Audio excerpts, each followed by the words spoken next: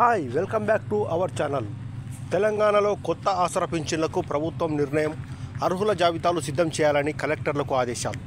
వీటన్ని గురించి మనం ఇప్పుడు తెలుసుకుందాం. ఎందుకంటే చాలామందికి పెన్షన్లు రాలేదు, ఎప్పుడో అప్లై చేశారు, 1 year అవుతుంది దాదాపు. చాలామంది వితంతులు కానీ హ్యాండిక్యాప్టర్లు కానీ కొత్త పింఛన్లు వారు అప్లై చేశారు, కానీ ఇప్పటివరకు ఎవరికి రాలేదు. ఇంకా చాలామంది అయితే వాటి కోసం ఎదురు చూస్తూ ఉన్నారు. ఎప్పుడు మరి ఈ పింఛన్లు వస్తాయా? ఇంకా చాలామందికి అయితే ఆశ ఉంది, ఎందుకంటే కొంతమందికి పింఛన్ పెంచేటువంటి కార్యక్రమం కూడా ఉంది. మరి వీటన్నిటి గురించి మరి ప్రభుత్వం ఎప్పుడు మరి ఇవన్నీ ఇస్తుంది మరి ఎదురు చూస్తూ ఉన్నారు. వితంతులు కావచ్చు, మరి అంగవికలాంగులు కావచ్చు, ఇంకా ఒంటరి మహిళలు కావచ్చు, వృద్ధులు కావచ్చు, వీళ్ళన్నిటికి బట్టి మరి పింఛన్ కోసం చాలామంది ఎదురు చూస్తున్నారు. ఎందుకంటే ఆల్రెడీ వీరంతా అప్లై చేసినారు. అప్లై చేసినాక కూడా మరి ఇప్పటివరకు అయితే ఏ నోటీస్ ఎక్కడి నుంచి కూడా ఎవరు మరి రాలేదు. కాబట్టి దీనికోసం అయితే ఎప్పుడెప్పుడు అని ఎదురు చూస్తూ ఉన్నారు. వీటి గురించి అయితే మనం ఇప్పుడు ఈ యొక్క టాపిక్ని మనం మాట్లాడుకుందాం. నేను మీ ముందుకు తీసుకొచ్చాను. ఇంకా ఎవరైనా కొత్త వారు ఉంటే మన ఛానల్ని ఒక లైక్ ఇవ్వండి. మీరు చేసే లైక్ వల్ల నాకు ఎంకరేజ్మెంట్ వస్తుంది. ఇంకా కొత్త వారికి ఎవరికైనా ఉంటే వాళ్ళకు కూడా ఇది వీడియో షేర్ చేయండి. ఎందుకంటే చాలామంది వృద్ధులు వారు చదవలేరు, వింటారు కానీ చదువుకోలేరు. కాబట్టి వారికి కూడా ఈ వీడియోని షేర్ చేయండి, వారికి కూడా అర్థమవుతుంది. ఓకే, మనం ఇక డైరెక్ట్ టాపిక్లోకి వెళ్ళిపోదాం. నూతన ఆసరా పింఛన్లు మంజూరు చేయాలని రాష్ట్ర ప్రభుత్వం భావిస్తోంది.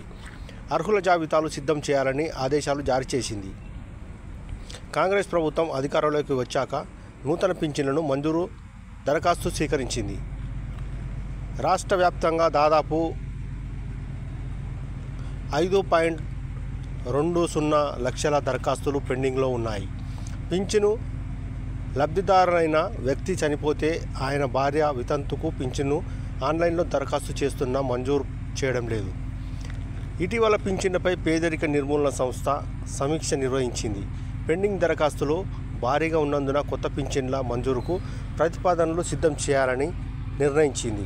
దీనికి అనుగుణంగా కలెక్టర్లకు ఆదేశాలు జారీ చేసింది. గ్రామాల్లో పంచాయతీ కార్యదర్శులు, పట్టణాలు, నగరాల్లో బిల్ కలెక్టర్ల ద్వారా దరఖాస్తు పరిశీలన చేయాలని పేర్కొంది. ఎందుకంటే ఇప్పుడు భర్త చనిపోతే వృద్ధుల పింఛన్లో మరి భర్త చనిపోతే భార్యకు అది ఆన్లైన్లో అప్లై చేసినా కూడా భార్యకు రావట్లేదు, పింఛన్ రావట్లేదు. దీనికోసం అధికారుల చుట్టూ తిరగాల్సినటువంటి పరిస్థితి వస్తుంది. మరి దీని గురించి కూడా మరి ప్రభుత్వం ఒక ఆలోచనలో ఉంది. మరి వృద్ధా పింఛను పొందుతూ లబ్ధిదారులు మరణిస్తే వారి జాబితా ఆధారంగా పరిశీలనను జరిపి వారి భార్యలకు అర్హత ఉంటే వారి పేర్లతో జాబితా సిద్ధం చేయాలి. అందుకు పెన్షనర్ ఐడి, మరణ ధృవీకరణ పత్రం, ఆయన భార్య ఆధార్ కార్డు, బ్యాంక్ ఖాతా వివరాలు సేకరించాలి. ఎవరైతే మరి ఆ ఇంట్లో వృద్ధుడు అయినటువంటి భర్త చనిపోతారో వాళ్ళకి ఇవన్నీ కూడా మరి సేకరించి వారు ఏ విధంగా మరి ముందుకు తీసుకెళ్లాలో వరుసగా 3 నెలల పింఛను తీసుకొని వారి వలస వెళ్ళినట్లుగా గుర్తించి వారి పింఛను రద్దు చేయాలి.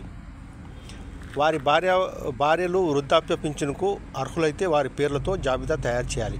ఎవరైతే 3 నెలలుగా పింఛన్ తీసుకోకుండా ఉంటారో, ఎందుకంటే వలస వెళ్ళి అక్కడ దూరంగా ఉంటారో, వారి పింఛన్ కూడా రద్దు అవుతుందనేటువంటి ఒక న్యూస్ అయితే ఇక్కడ ఉంది మనకి. ఇంకా 3 నెలలు వరుసగా తీసుకోకుండా వారి పింఛన్ కూడా కట్ అవుతుందని చెప్తున్నారు. ప్రస్తుతం రాష్ట్రంలో ఆసరా పింఛన్ పథకం 42.96 లక్షల మంది లబ్ధిదారులకు చేకూరుతుంది. అందులో వృద్ధులు, వితంతువులు, ఒంటరి మహిళలు, దివ్యాంగులు, చేనేత, గీత, బీడీ కార్మికులకు, పైలేరియా, HIV, కిడ్నీ వ్యాధి బాధితులకు సాధారణ పింఛను నెలకు 2016 ఇస్తున్నారు. దివ్యాంగులకు 4016 ఇస్తున్నారు. ఇక ఈ విధంగా మరి వీరికైతే ఖచ్చితంగా మరి వస్తుంది పింఛన్ మాత్రం. ఇదండి ఈరోజు టాపిక్.